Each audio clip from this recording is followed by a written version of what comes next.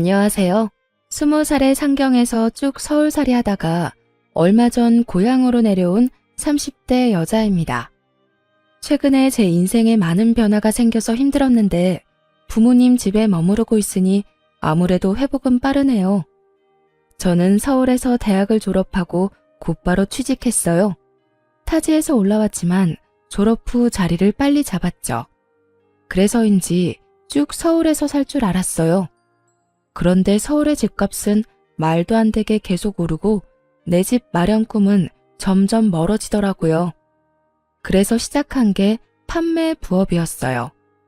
회사 다니면서 시작한 정말 작은 부업이었죠. 그런데 인생 정말 한치 앞을 알 수 없나 봐요. 부수입 만들려고 시작했던 그 판매 부업이 잘 되어서 지금은 어엿한 사장님이 됐거든요. 그 후 저는 사내 커플이었던 남자친구랑 결혼도 하고 사업도 잘 풀려서 기쁘게 회사를 그만뒀습니다. 매출도 회사 다닐 때 연봉보다 잘 나왔고 인생이 술술 잘 풀리니까 저는 마냥 행복한 꽃길만 걸을 줄 알았어요. 그런데 결혼 후 내 집 마련 꿈에 거의 다다랐을 쯤 남편이랑 이혼하고 이렇게 홀로 본가로 오게 됐네요. 그럼 제가 꽃길 대신 지독한 이혼길 걸은 사연 지금 들려드릴게요. 여러분, 결혼 전에는 혼자 살면서 소비에 대한 습관이 잘 잡혀있지 않더라도 결혼하면 다들 합심해서 부부끼리 허리띠 졸라매는 것 아닌가요? 평생 같이 살 부부끼리 경제관념도 하나 합치지 못하면 얼마나 어려움이 많겠어요? 그런데 제가 딱 그랬어요. 저희 남편은 제가 회사 다닐 때보다 돈도 더 잘 벌면서 왜 이렇게 궁상이냐며 툴툴거릴 때가 많았어요. 집에서 먹는 거였어? 에이씨, 가끔은 나도 분위기 좋은 레스토랑 가서 고기도 썰고 싶다고.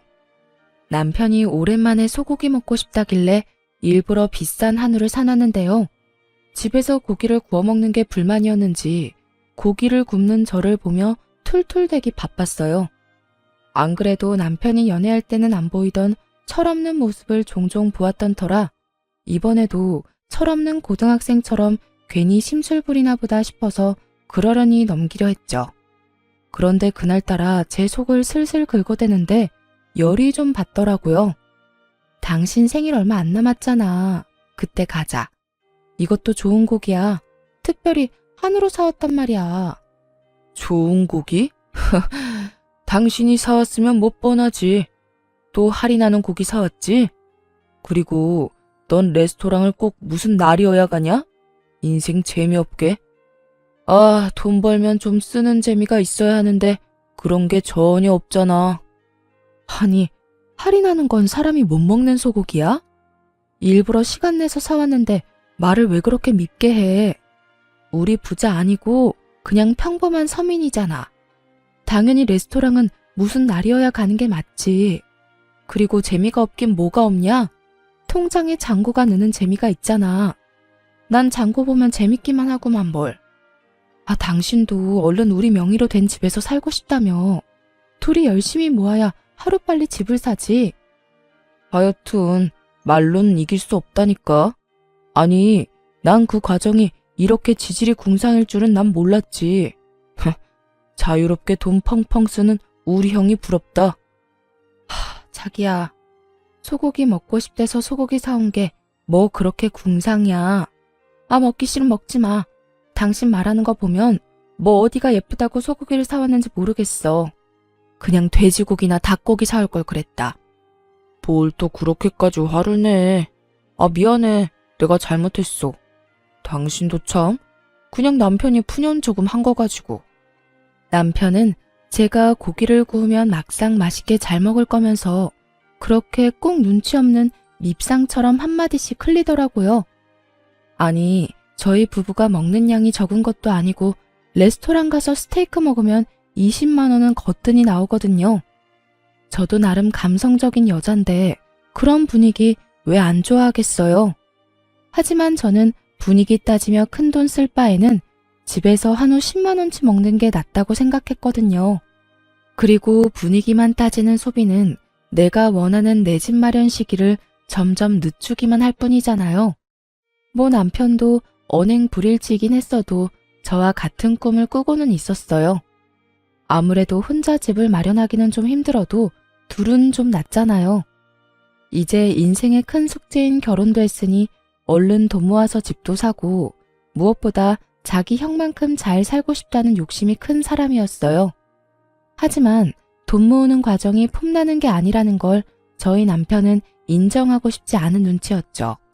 그도 그럴 것이 시숙이 딱 남편이 동경하는 삶을 살고 있었거든요. 주말이면 골프 치고 레스토랑 가는 것들이 시숙에게는 너무나 당연하고 평범한 일상이어서 남편이 참 부러워했죠. 글쎄요. 저는 남편만큼 그런 것들이 크게 부럽지는 않았어요. 시숙이 얼마나 많은 돈을 버는지까진 잘 모르지만 그런 소비 습관은 자칫 위험하다고 생각했거든요. 시숙은 사업을 해서 비교적 큰 돈을 굴리는 사람이었어요. 그래서 씀씀이도 저희와 급이 달랐죠. 1억 넘는 외제차는 기본이며 머리부터 발끝까지 명품 하나씩은 꼭 지니고 다니더라고요. 하지만 겪어보니 형님 내외의 그 속내까진 명품이 아니더라고요. 우리 어머니 음식 싹 비웠네요. 다행히 입맛에 맞으셨나 봐요. 그래, 여기 참 음식이 하나같이 정갈하고 맛있구나. 이런 곳은 또 어떻게 찾은 거야? 저번에 거래처랑 미팅 끝나고 여기서 한 끼 대접받았거든요. 너무 괜찮아서 식구들 여기 꼭 한번 데려오고 싶었어요. 우리 장남 덕분에 내가 오늘도 한 끼 든든하게 잘 먹었다. 식구들 다 나 아니면 누가 챙겨요? 제가 잘 대접해야죠.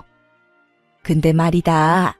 둘째 너희들은 우리 장남한테 이렇게 얻어먹고 항상 잘 먹었다는 인사는 제대로 하고 있는 거냐?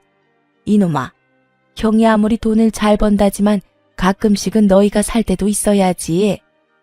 남편에게 그런 말을 하면서 꼭 제게 눈을 흘기는 시모였죠. 제가 시댁에 돈 쓰지 말라고 남편 잡은 것도 아닌데 말이죠. 시모는 식구들과 식사할 때마다 꼭 저희에게 그런 잔소리를 했어요. 언제나 형 부부를 본받아라. 이런 형이 어딨냐고 말이죠. 시모는 특히 식사 직후 입에 침이 마르도록 시숙과 형님에 대한 칭찬을 늘어놓았어요. 그리곤 끝은 꼭 저희를 나무랐죠. 저희 부부가 딱히 잘못한 것도 없었거든요. 처음에는 그냥 시모가 밥을 먹으면 입으로 소화시키는 스타일이구나 하며 참았어요. 그런데 참는 것도 한두 번이지. 저도 여러 번 듣다 보니 너무 거북해서 어느 날은 가만히 있지 못하겠더라고요.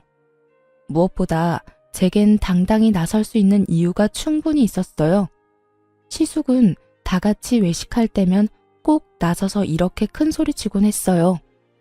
오늘 식사는 이 장남이 계산할게요. 난 정말 우리 가족들 입에 들어가는 건 하나도 아깝지 않아.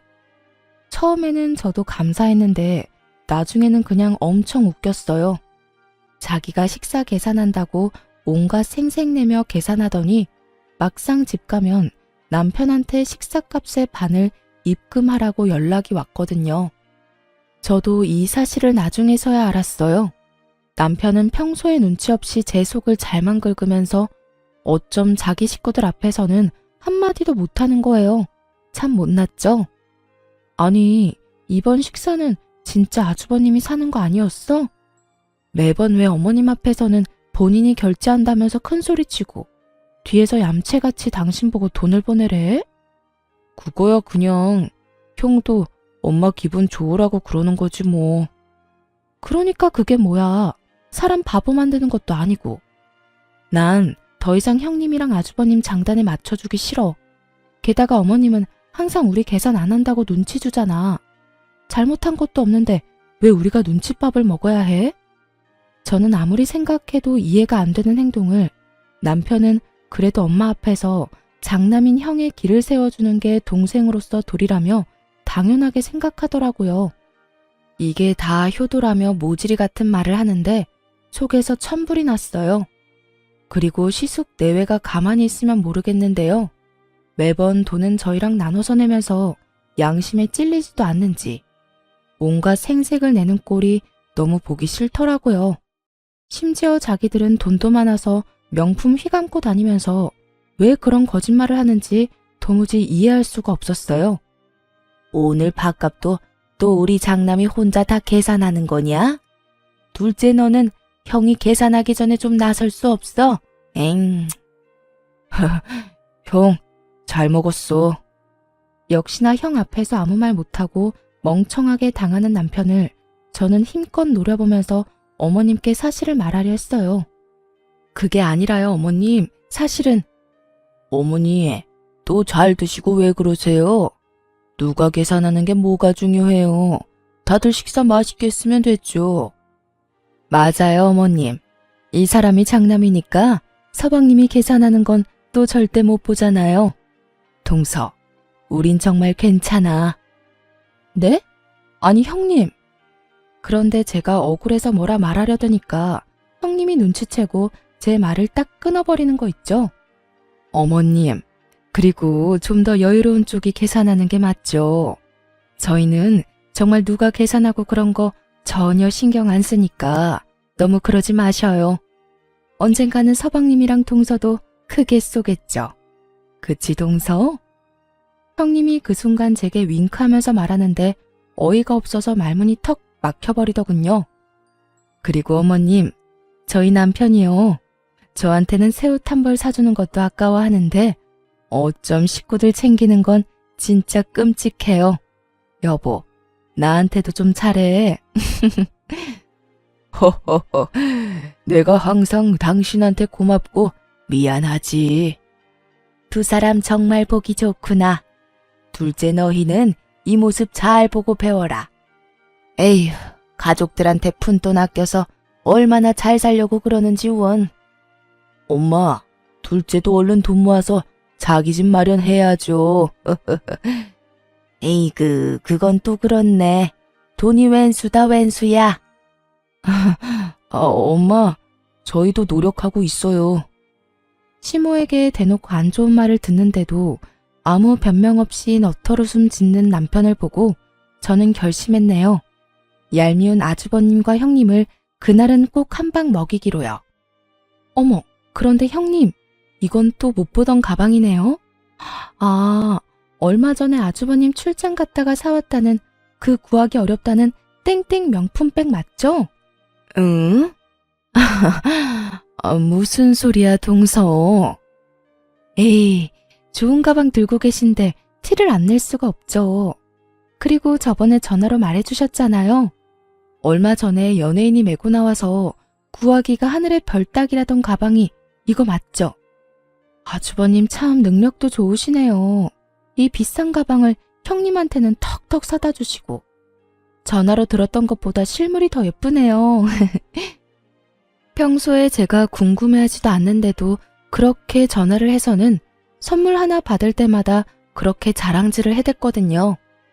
보통 시숙이 출장 가서 사온 선물들은 다 비싼 명품이었으니까요. 그러니 오만 곳에 자랑하고 싶어서 입이 얼마나 근질거렸겠어요. 그리고 제가 평소 검소하게 다니고 명품도 들지 않으니까 신난 형님은 은근히 염장을 지르며 저를 무시했었거든요.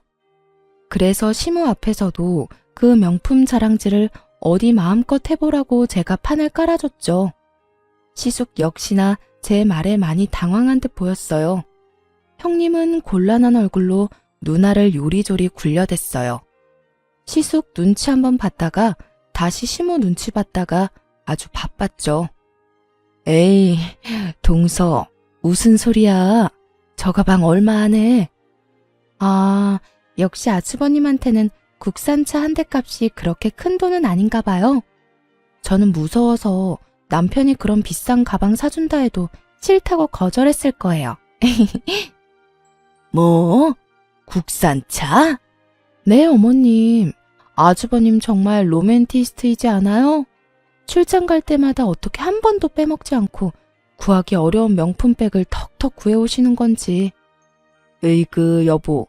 아주버님이 형님한테 이렇게 잘하는 걸 당신은 좀 보고 배울 필요가 있어.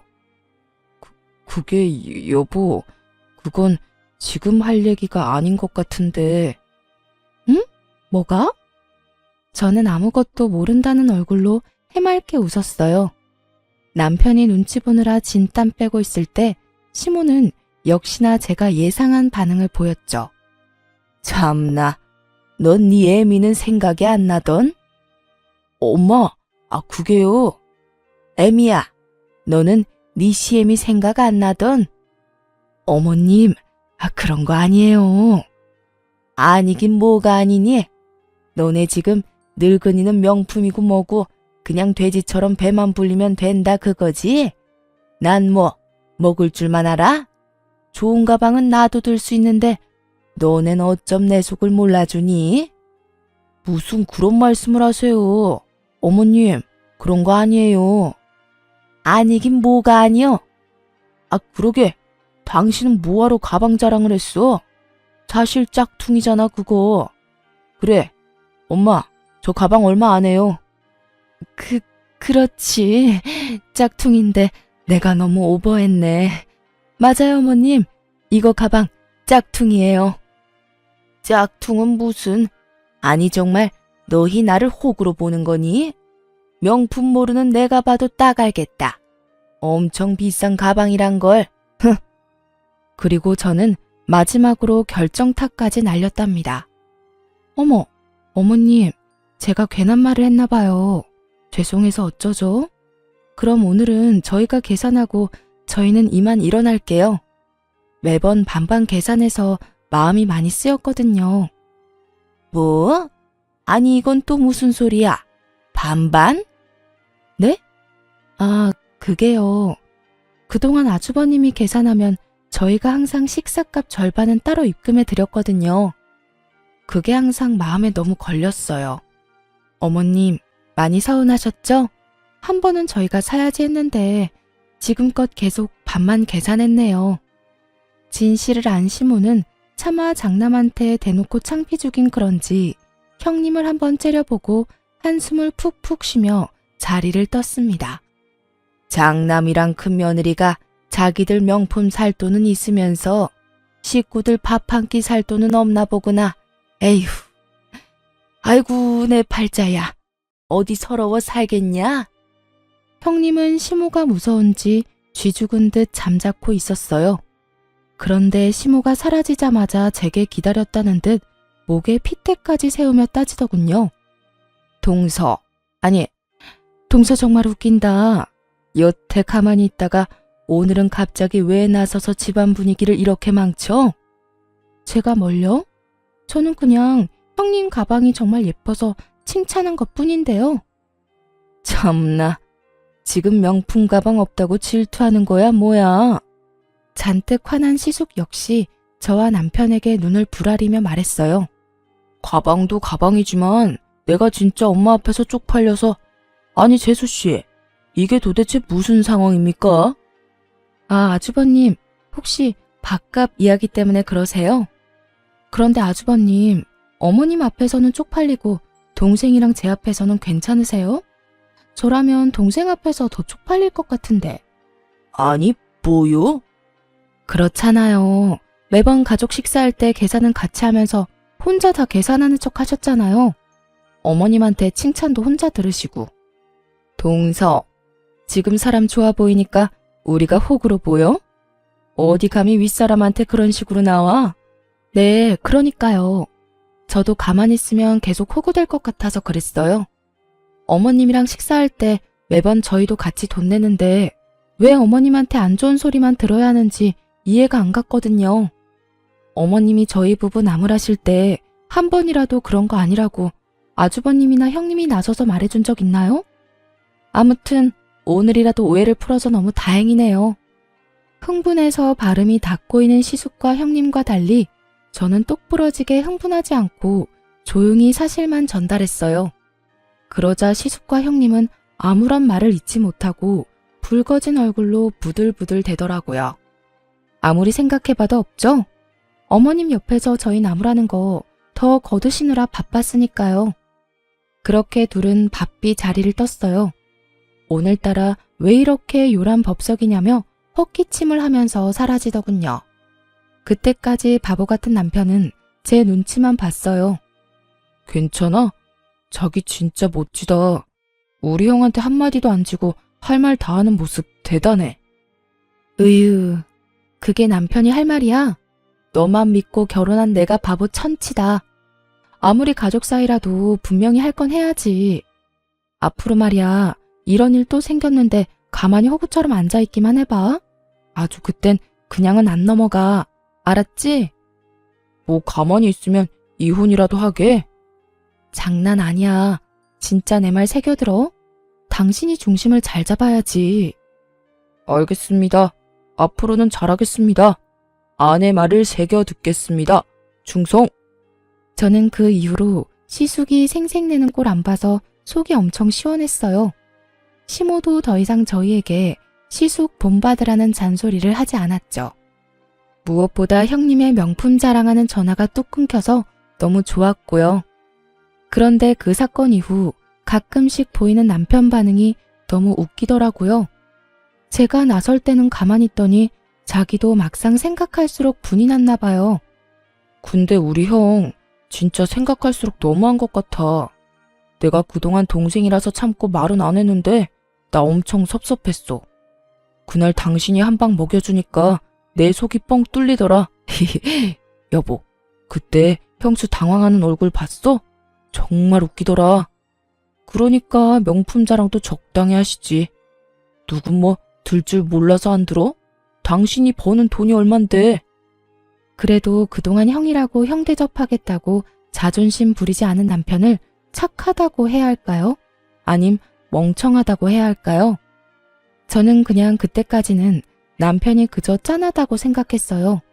하지만 남편 놈은 아직도 정신을 못 차리고 호구짓을 자처하더라고요. 결국 저와의 약속을 지키지 못하고 저한테 실망감만 안겨주더군요. 제가 너무 큰 욕심을 부려 그에게 많은 걸 바랬던 걸까요? 저희 부부는 결혼식을 올리고 전셋집에서 첫 살림을 꾸렸어요. 처음엔 그것도 얼마나 신이 났던죠.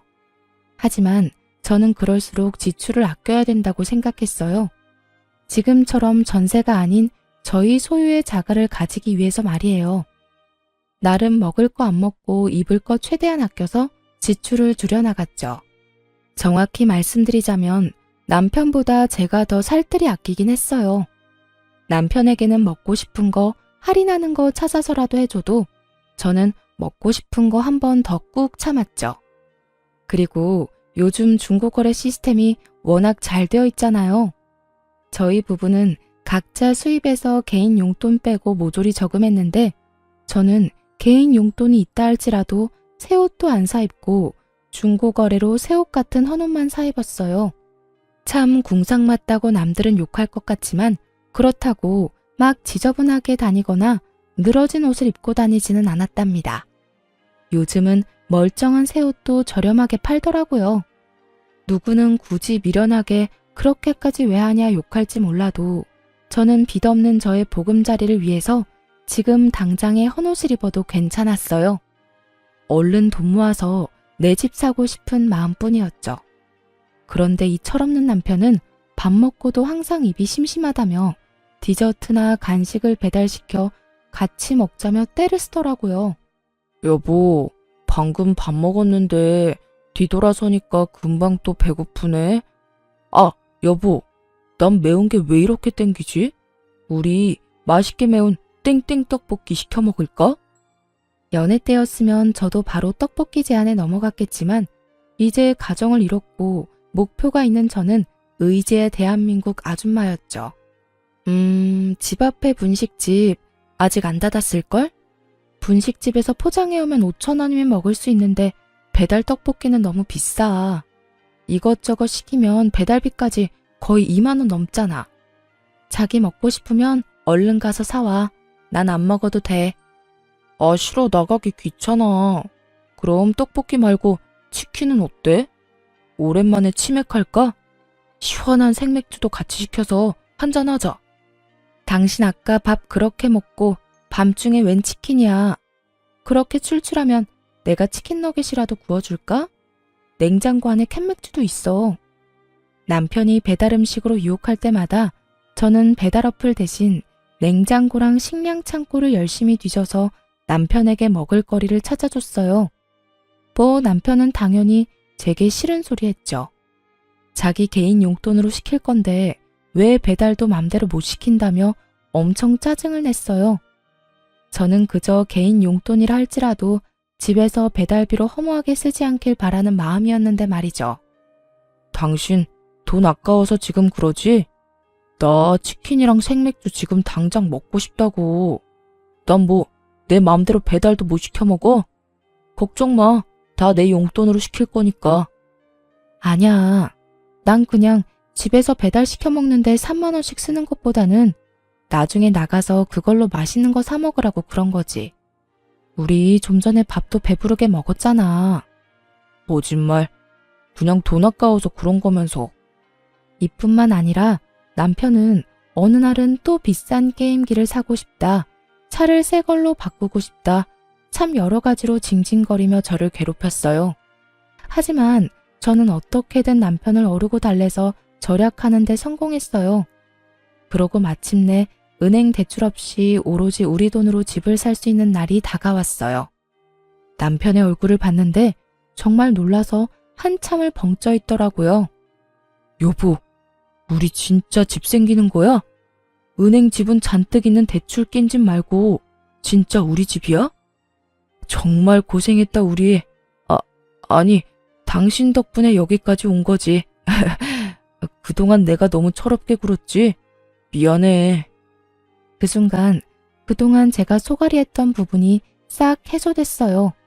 그때만큼은 남편이 제게 정말 미안해하는 눈치였거든요. 남편의 말들을 듣는데 괜히 눈물이 나고 그동안 철없는 남편이 저지른 미운 짓도 다 잊을 정도로 행복했어요. 비록 저희가 모은 돈이 서울에서 집 사기엔 턱도 없었지만 이 세상 어딘가에 저희 집이 생긴다는 사실만으로 기뻤어요. 저와 남편은 돈을 모아서 제 고향인 지방으로 내려가기로 결혼 전 약속했었거든요. 거기가 아파트 가격도 예상과 맞았고 아이 키우며 살기 딱 적당했어요. 그리고 제 사업이 커진 만큼 일손도 늘어났었기에 남편은 회사는 그만두고 제 일을 본격적으로 돕기로 했어요. 다행히 둘 다 월급쟁이가 아니라서 지방으로 가는 게 가능했죠. 요즘 취업난이다 뭐다 일자리 구하기가 너무 어렵잖아요. 둘 다 걱정 없이 밥 벌어먹고 살 수 있음에 저는 너무 감사했어요. 그런데 저희 남편은 주어진 현실에 전혀 감사해하지 않고 당연하다는 듯 아주 뻔뻔하게 더 큰 걸 제게 바라더군요. 저는 30대이지만 제 남동생은 현재 고등학생이에요. 나이 차이가 많이 나는 늦둥이라 거의 제가 키우다시피 했죠. 아무래도 애틋하다 보니 동생이 부모님한테 받는 용돈이 있어도 제가 또 따로 한 달에 20만 원을 용돈으로 챙겨줬어요. 그런데 그걸 우연히 알게 된 남편이 불같이 화를 내더군요.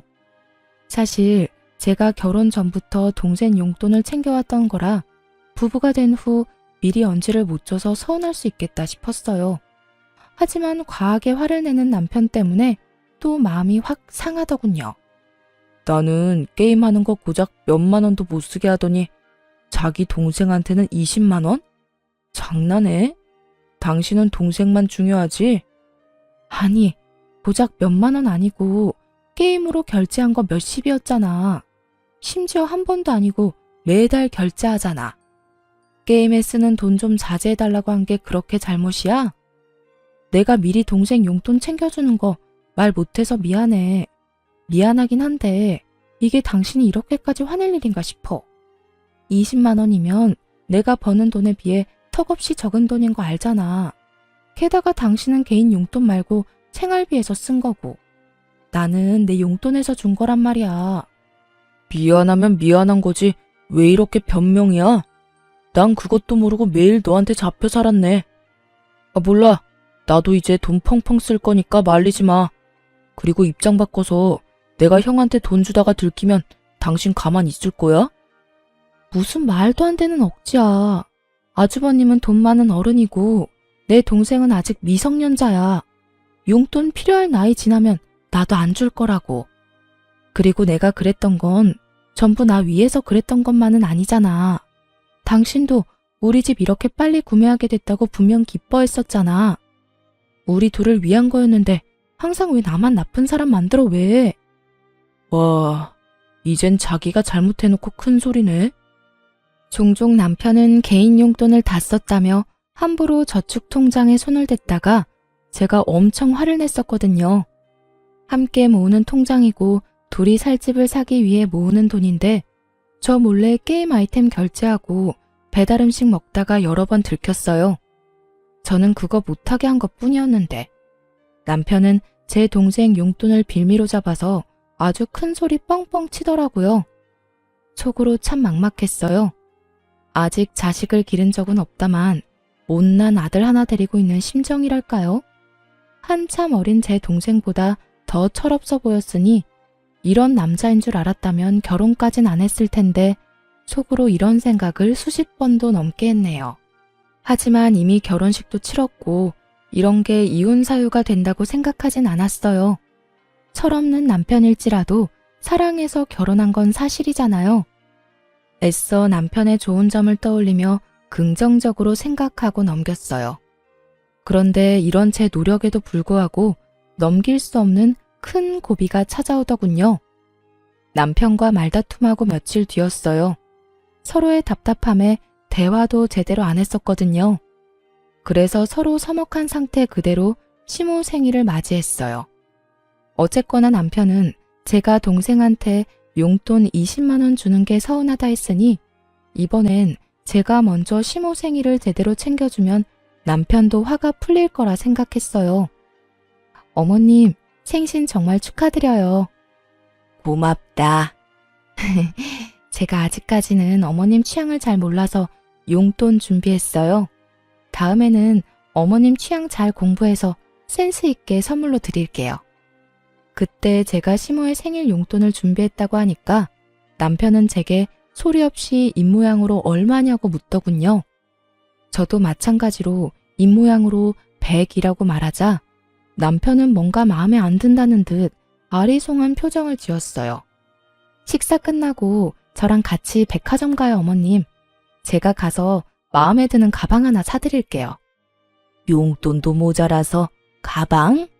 어머, 둘째가 무슨 일이냐? 무슨 좋은 일이라도 생겼어? 요즘 사업 잘 풀리나 봐. 그래, 일이 안 되기만 하면 재미없지. 그래, 아무쪼록 잘 풀려서 다행이다. 네? 저 사업은 잘 안 된 적은 한 번도 없었는데. 이상하게도 제 사업은 언제나 잘 풀리고 있었는데 항상 시댁 사람들은 은근히 걱정하는 말투로 저를 무시하더라고요. 솔직히 제가 시댁에서 특별히 돈 아낀 적도 없었거든요. 남편이 뒤에서 뭐라 말이라도 전한 건지 알 수 없었죠. 아님 제가 형님처럼 명품을 빼입지 않아서 무시당한 거였을까요? 아무튼 가방 이야기에 시모가 밝게 웃자 남편도 그제서야 만족한다는 얼굴이었어요. 그런데 제게 그럴 필요 없다며 시숙이 짠 하고 명품 가방을 꺼내드는 거예요. 가방은 이미 큰아들이 준비했지요. 엄마, 생신 축하드려요. 그동안 아버지 없이 저희 키우느라 고생 많으셨어요. 애구머니나, 언제 이런 걸 준비했냐? 이러지 않아도 되는데. 어머, 어머님, 얼른 받아주세요. 동서, 그런 건 우리가 할게. 동서 사업한다 해도 뭐 얼마나 남는다고 그래? 네? 아니, 주머니 사정은 우리가 더 넉넉하잖아. 어머님, 생신 정말로 축하드려요. 어머님한테 딱 어울리는 명품 찾느라 저희 얼마나 뛰어다녔는지 몰라요. 형님은 아니나 다를까 그날도 제게 재수없게 꼽을 주더라고요. 시어머니 옆에 딱 붙어선 명품 중에 명품을 사왔다고 온갖 생색을 냈어요. 시숙은 그 옆에서 무게를 한껏 잡고 서 있는데 참 어울리는 한 쌍이다 싶었네요. 돈 주고도 못 구하는 귀한 품번의 가방이라며 형님이 요란을 떨어댔지만 가방을 받고 좋아하는 시모를 보니까 기분이 크게 나쁘진 않았어요. 평소 용돈을 좋아하셔서 고민 없이 현금부터 준비했는데 차라리 묻지 않고 깜짝 선물을 사드릴 걸 그랬나 살짝 후회도 됐어요. 그런데 시모가 신나서 드는 명품 가방을 자세히 보니 어딘가 이상해 보였어요. 명품 안 쓰는 제가 봐도 A급도 안 되는 짝퉁으로 보였거든요. 보증서도 안 보이고 쇼핑백도 새 것처럼 안 보이더군요.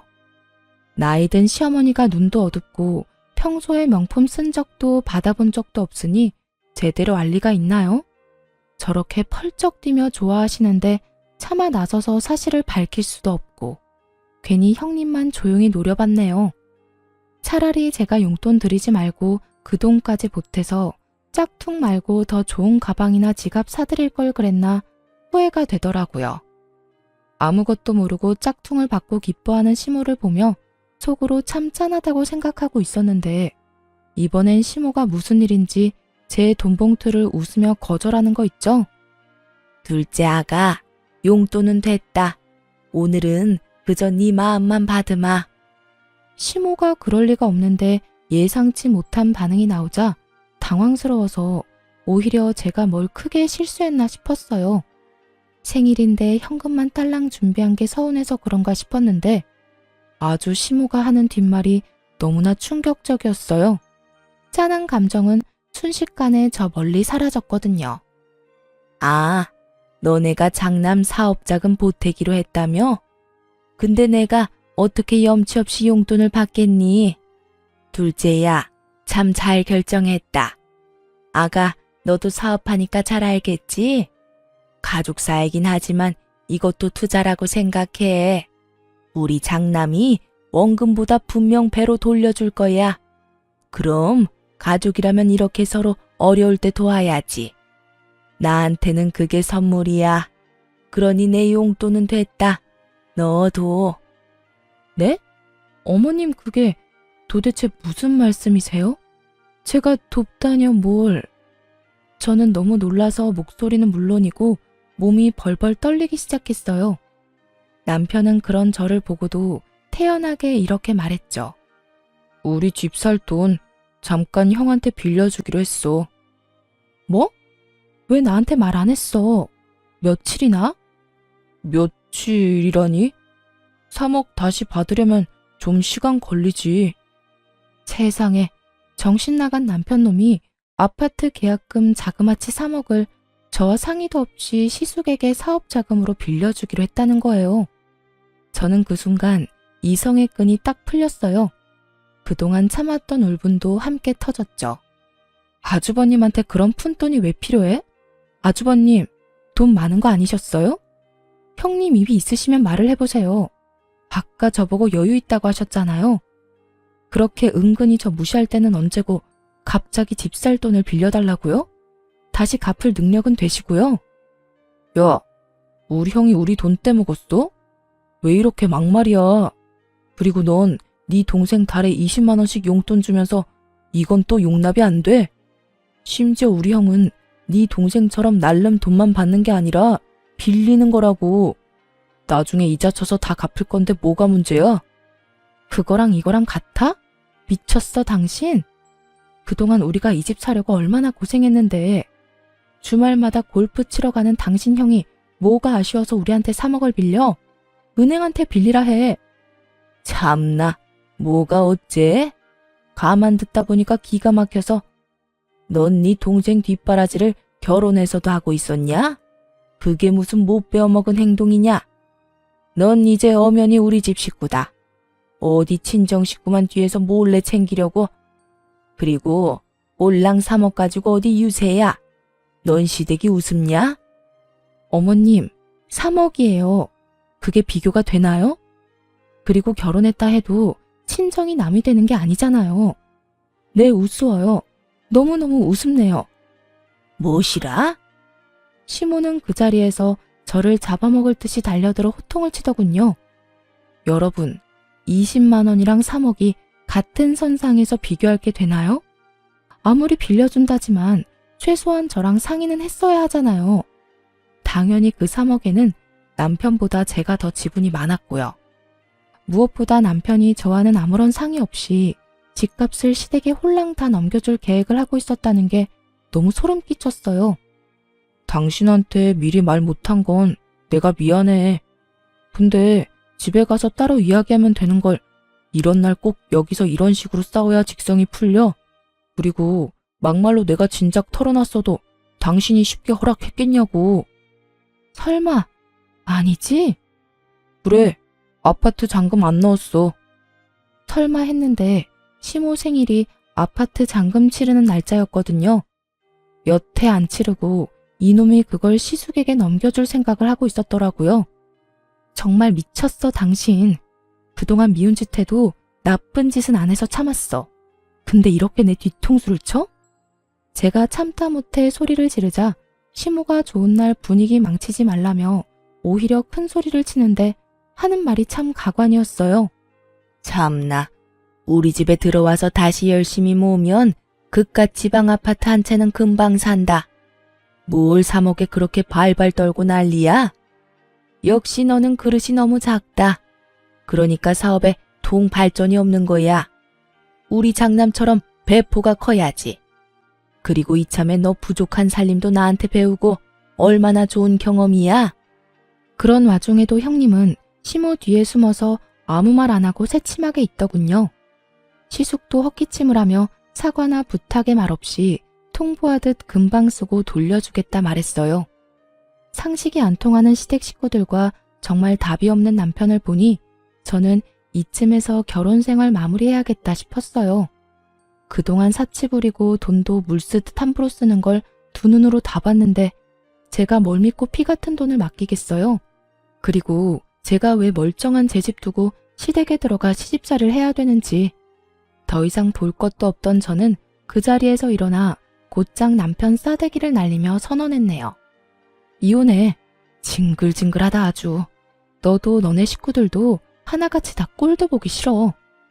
아무짝에도 쓸모없는 당신 아들 더 이상 필요 없으니 반품합니다. 얼른 데리고 가세요, 얼른. 불량도 이런 불량이 없지. 그 와중에 시모는 자기 아들 뺨 맞은 것만 눈에 보이는지 아주 개거품을 물더라고요. 네가 감히 어디 손찌검이야? 그리고 뭐 불량? 너 말 다 했냐? 네, 불량은 물론이고 절대 못 고쳤어요. 저 그동안 이 철없는 자식 데리고 사느라 너무 힘들었거든요. 뺨 한 대 정도는 양반 아닌가요? 더 날리고 싶은 거 겨우 참은 거예요. 그러니까 이제 어머님이 이놈 다시 데려가서 마저 키우세요. 툭하면 애처럼 구는데 아직 덜 자란 것 같거든요. 아님 원래 저런 정신 수준일지도 모르겠네요. 그리고 꼴랑 3억, 그깟 3억 정 보태고 싶으면 어머님 집 팔아서 보태주시면 되겠네요. 저는 여기 그 누구한테도 제 돈 한 푼 줄 생각 없어요. 여보, 너 진짜 왜 그래? 정신 차려. 너무 흥분했어. 그만해. 진정하고 집 가서 이야기해. 너야말로 정신 못 차렸니? 아직도 상황 파악이 안 돼? 네 형한테 투자하고 싶으면 이혼하고 네 돈으로 해, 이 자식아. 남편은 지금껏 뭘 믿고 그렇게 나댔던 건지 저의 단호한 이혼 선언에 동공이 마구 흔들리며 깨갱하더군요. 내가 잘못했어. 우리 일단 집 가서 둘이 이야기해, 응? 남편은 이런 반응은 예상을 못했던 건지 갑자기 잘못했다고 싹싹 빌기까지 하더라고요. 그런데 더 어이가 없는 건 남편 옆에 서 있던 시숙 부부가 하나도 잘못한 거 없다며 얼른 일어나라며 호통치는 모습이었죠. 자기들이 꼭 피해자인 것처럼 행동하는 꼬라지를 보고 있자니 너무너무 약이 올랐거든요. 그래서 혼자 삼키려던 말도 참지 않고 시원하게 내뱉어줬어요. 내가 진짜 이 말까지 안 하려고 그랬는데 어머님 잘 들으세요. 사실 아주버님이 준 저 가방 짝퉁이에요. 그것도 동네 어디 시장에서 10,000원 주고 산 것 같은데 어머님 수준에 딱 맞는 가방 사왔다고 떠들어대더니 백화점도 아닌 시장 바닥이라고요. 이래도 어머니 생각만 하는 아주 끔찍한 장남 같아요? 어디 모임 같은 데 들고 나갔다가 쪽팔림 제대로 당하실 텐데. 그때 흥분한 형님이 저를 냅다 밀치려고 해서 빠르게 피했어요. 그랬더니 보기 좋게 혼자 바닥에 고꾸라지더라고요. 이게 무슨 짓이야? 난 아무 짓도 안 했는데. 지금 어디서 이간질이야? 어머님, 그런 거 아니에요. 진짜 짝퉁이냐? 시모가 믿을 수 없다는 듯 가방을 여기저기 살피기 시작했어요. 네, 그 가방 들고 매장에 가보세요. 진품인지 아닌지 알 수 있겠네요. 덤으로 쪽팔림도 없고요. 아니, 보증서 같은 것도 없고 허접한 봉투에 담아주는 게 무슨 명품이래? 아주버님도 참 형님한테는 구하기 어려운 명품도 잘만 턱턱 구해주더니 평생 키워준 엄마한테는 A급도 아닌 하급 짝퉁을? 아유, 어머님은 찬밥 안 먹어도 배부르시겠어요. 못난 아들이 하나도 아니고 둘이나 있잖아요. 시모는 어쩐지 이상하더라는 말을 하며 냉큼 형님 머리채를 낚아채더군요. 그런 수모를 겪고도 차마 자기 아들 머리채는 못 잡겠고 분은 풀어야 하니까 선택한 게 며느리 머리채였던 거죠. 게다가 시모한테 구하기 어려운 비싼 가방이라고 어찌나 열심히 바람잡이를 했는지 어찌 보면 형님한테 더 열받았을 수도 있고요. 너 이년아, 넌 다 알고 있었지? 이게 감히 시어머니를 농락해? 지는 좋은 가방 쓰면서 나한테는 어디 짝퉁을 내밀어? 어머님, 이것 좀 놓으세요. 아니, 제가 사왔어요? 장남이 사온 거잖아요. 왜 저한테 그러세요? 근데도 이게 정신 못 차리고? 시모는 형님의 머리채를 잡고 마구 흔들다가 분이 안 풀리는지 짝퉁 가방을 사정없이 형님에게 휘두르더라고요. 가방끈이 힘없이 툭 떨어지는 거 보고 하마터면 웃음 터질 뻔했어요. 툭 끊어지는 가방끈 보고 시모도 열받아서 더 난리를 쳤어요. 시숙은 저희 남편에게 안 사람 간수를 젖따위로 하냐며 동생 멱살을 잡고 흔들더라고요. 참 우애 좋은 형제들이다 싶었네요. 남편도 그제서야 자기도 호구 잡힌 걸 깨달았는지 자기 형에게 뒤늦은 반항을 하기 시작했어요. 이거 안 놔? 가만히 잘 살고 있는 우리 부부 개싸움하게 만든 게 누군데? 형은 사업한다는 사람이 한심하게 돈 빌릴 구석이 그렇게 없어? 아니, 동생 집 사는 거 막는 걸로도 모자라서 이혼까지 시키고 싶냐고. 군대 이놈이? 정말 개판이 따로 없었습니다. 저는 그 틈에 바로 은행 어플을 켜서 제 몫의 돈을 미리 빼놨어요. 당장 이혼은 선언했지만 정신 나간 남편이 언제 그 돈에 손댈지 모르니까요. 남편 몫 계산하고 빼니까 제 몫은 2억 조금 안 됐죠. 그리고 시모에게 주려고 준비했던 용돈 100만 원도 다시 잘 챙겼고요. 그 난리통을 겪었는데 며칠 뒤 시댁 인간들은 뻔뻔하게 저희 집으로 찾아왔어요. 물론 대단한 자존심을 가진 시숙만 빼고요. 자기야, 아무래도 이혼은 너무 성급한 결정이야. 우리 이혼은 좀 더 생각해보자, 응? 막말로 우리 형이 잘못한 거지 내가 잘못한 건 아니잖아. 나 한 번만 봐주라. 아직도 뭐가 잘못된 건지 모르겠어? 너 나한테 사기치려다 딱 걸린 거잖아. 사기라니, 부부끼리 정말 왜 그래? 아가, 우리 아들 너 말대로 많이 부족하다. 내가 애 기죽을까봐 차마 인정을 못했어. 네가 그동안 돈 모으느라 고생한 거 우리가 왜 모르겠니? 이번 한 번만 네가 참고 넘어가주면 말이다. 내가 너 해달라는 거 다 해주마. 우리 장남 사업이 지금 좀 위태로워. 해달라는 거 다 해주신다고요? 그럼 어머님 집 명의 제 앞으로 해주세요. 어머님 집에서 제가 살 테니까 어머님은 형님네 가서 살면 되겠네요. 그건 아무래도 좀... 그건 또 싫으세요? 그리고 사업이 엄청 위태롭다면서 정작 당사자는 어딜 갔는지 안 보이네요? 그게 그이가 여기저기 돈 빌리러 다니느라 바빠서 말이야. 동서, 내가 그동안 잘해주지 못해서 미안해. 이참에 우리 자매처럼 친하게 지내자, 응?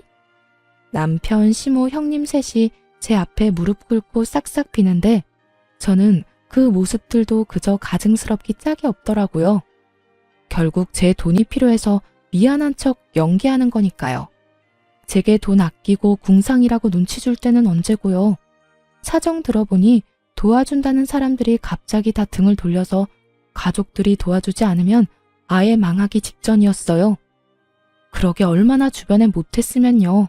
하긴 친동생한테도 그러는데 알만하네요. 근데 아주버님 끝까지 자존심 부려서 직접 아는 거 맞죠? 아니, 돈이 필요하면 직접 와서 부탁해야죠. 아깝다. 난 빌려주고 싶었는데 한 명 무릎이 부족해서 안 되겠네요. 제가 그렇게 도발하자 형님은 제 예상대로 본 모습을 보이더군요. 야, 너 말이야. 주제를 알고 까불어. 말이 너무 심하잖아. 지금 잠시 우리가 위태롭지. 잘 풀려봐. 어디 너 따위가? 무릎 꿇으러 온 와중에도 머리부터 발끝까지 명품 치장하고 온 형님 보고 진절머리 났거든요. 그래서 속 시원하게 이렇게 말했죠. 어쩌죠? 난 내 주제 잘 알아요. 어디 저 따위가 그 대단한 사업을 돕겠어요? 평범한 서민은 절대 못 돕죠. 주제를 알아야 할 건 당신들이에요. 나 이제 집안 사람 아니니까 더 이상 이렇게 찾아오지 마시라고요.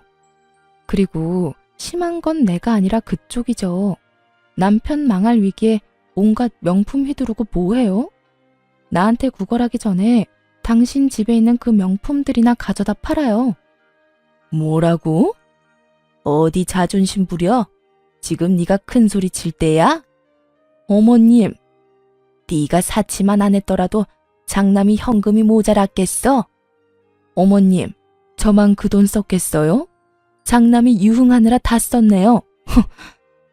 애초에 돈을 빌려줄 생각은 없었지만 저를 두고 실랑이를 벌이는 꼴을 보니 어이가 없었어요. 형님은 더럽고 치사해서 빌릴 생각 없어졌다며 곧 사라졌고 그 뒤로 시무랑 남편이 제 바지가랑이 붙잡고 제발 도와달라는데 전 그냥 개무시하고 내쫓았어요. 그 뒤로 저는 신속하게 그 집에서 탈출했죠. 금전적인 거래가 오가지 않은 시점이라 물증만 있어서 소송은 안 하고 그냥 남편과 빠르게 협의 이혼했어요. 금전적인 거래가 있지 않아서 오히려 다행이었죠. 저는 전 남편이 감옥에 가는 것보다 제 피 같은 돈 못 돌려받는 게 더 무서웠으니까요. 시댁 근황은 굳이 알고 싶지 않았는데 소문이 들려오더군요. 전 시숙은 결국 사업 다 말아먹고 이혼 소송 중이라 들었어요. 형님이랑 시숙 그 나물에 그 밥이라고 잘 살지 왜 이혼하나 싶었죠. 한때 형님이었던 그 여자는 어이없게도 남편이 어려워지니까 아주 바로 이혼하자 하고 서류부터 들고 왔다네요. 그 모습에 시숙도 눈이 돌아서 절대 그냥 이혼 못 해준다고 했대요. 자기 와이프가 그동안 사치 부린 걸로 유책 삼아서 소송 걸었다고 하더라고요. 그 모자라고 못된 여자가 그 와중에 자기가 모았던 명품은 온전히 자기 거라며 울며 불며 소유권까지 주장했다고 하고요. 당연히 소유권은 전 시숙에게 돌아갔지만요. 제 전 남편이 이미 형 대신에 헐값에 팔아버린 명품 가방과 옷, 구두 때문에 그 여자 아주 피눈물 흘렸다고 하네요. 명품 그게 뭐라고 그 난리인지 저는 지금도 이해가 안 가요. 시무랑 전 남편은 뭐 자기 가족 말만 믿고 전 재산을 그 사업에 다 털어넣었다네요. 망할 사업에 왜 자기 가족들까지 다 끌어들인지는 모르겠지만 결국 쫄딱 망해서 그 셋은 방 한 칸짜리 집에서 같이 살고 있다 합니다. 형 취급, 장남 취급은 물론이고 인간 취급까지 못 받으며 돌려막지 못한 투자금 갚기가 힘들어 일용직을 전전하고 있는 것 같더라고요. 저번엔 전 시숙이 술을 진탕 마셨는지 어이없는 문자를 보내놨더라고요. 읽어보니 저 때문에 망했다며 제 탓을 아주 장문으로 보내놓은 거 있죠? 제가 동업을 한 것도 아니고 돈 안 빌려줬다고 탓하는 건 무슨 심보인지 모르겠어요. 그냥 스스로가 무능한 걸 숨길 핑계가 필요했던 거겠죠? 전 시모는 말년에 무슨 꼴이냐며 밤마다 통곡을 한다는데 참 자업자득 같아요. 전 남편은 그렇게 이혼했는데 종종 제게 잘 지내냐고 연락이 오더군요. 지능이 낮은 건지 뻔뻔하게 잘 지내냐고 문자 와서 차단했어요. 저는 원래 계획대로 고향에 내려와서 잘 살고 있어요. 물론 이제 함께할 남편도 없고 집은 못 샀지만 부모님 집에서 가족들과 다 같이 살고 있어요. 부모님한테 적은 돈이지만 용돈 드리면서 계속 집을 사기 위해 저축 중이에요. 솔직히 저도 사람인지라 가끔은 돈 아낀다고 허덕이는 제가 싫을 때도 당연히 있었어요. 하지만 결국 제 곁에 남는 건 돈이었네요. 혼자지만 언젠간 저도 제 예산에 맞는 좋은 집 찾겠죠? 뒤통수 맞고 나니 사람은 더 이상 못 믿겠네요. 차치 부리고 허영 가득한 그들의 최후를 보니 제가 틀리지 않았고 올바르게 살았다는 걸 실감하는 요즘이에요. 가끔 앞뒤 사정 모르고 남편 배신하고 이혼했다며 저에게 안 좋은 말들을 하는 사람들도 있는 걸로 알아요. 그들에게 이 모든 사정을 하나씩 밝힐 수도 없고 답답했는데 앞으로 제 이야기 뒤에 사는 사람들에게 이 사연을 대신 보내주려고요. 여러분, 혹시 제가 그런 시댁에 호구 잡혀서 돈 빌려주는 게 맞았다고 생각하세요? 부디 저의 탈출을 함께 축하해 주시리라 믿어요. 그럼 지금까지 제 긴 사연을 함께 들어주셔서 감사합니다.